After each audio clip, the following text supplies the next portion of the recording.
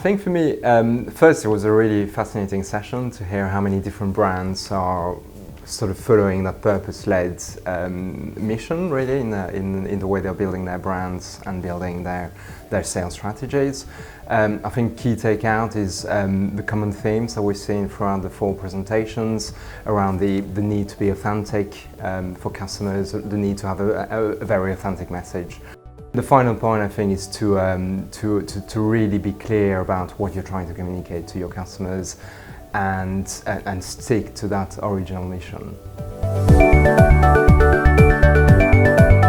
In simple terms, purpose-led means having a very clear mission that customers or people would relate to. So something that's very important at the moment in, being the environment, for example, being sustainable, etc. Those are very clear messages that people will have an emotional attachment to. And I think as a brand, again, it goes back to the authentic message of living and being as much as you can.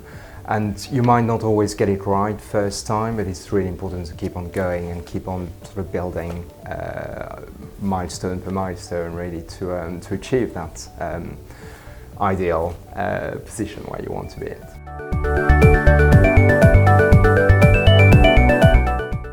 I think it goes back for me to the consumer awareness piece and really relating to consumers in a way that, for example, on social media, people are more likely to follow brands that will speak to them emotionally, that will have a message, a very clear message that speaks to their everyday worries and interests.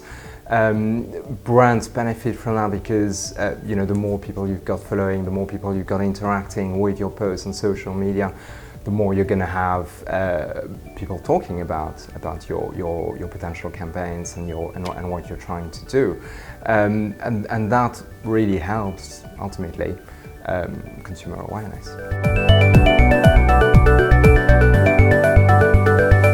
I mean, for me, ultimately, what comes down to it, yes, of course, the more budget, the more you can do out of it.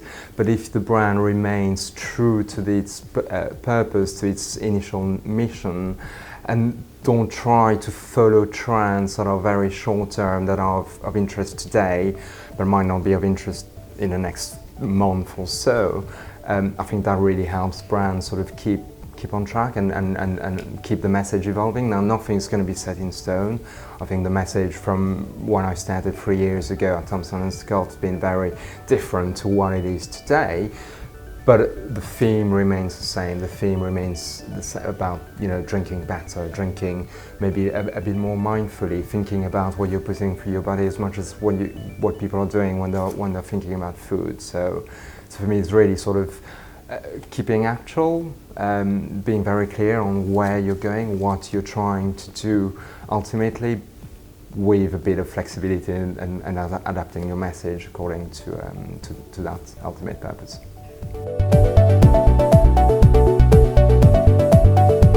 It all goes down to passion, right? If the brand owners or the brand creators are passionate about something, that will come through their work and their products and their product offering, and sort of they need to keep that passion alive and transmit that through the different campaigns, through the different methods of communicating with customers, so that they feel passionate about.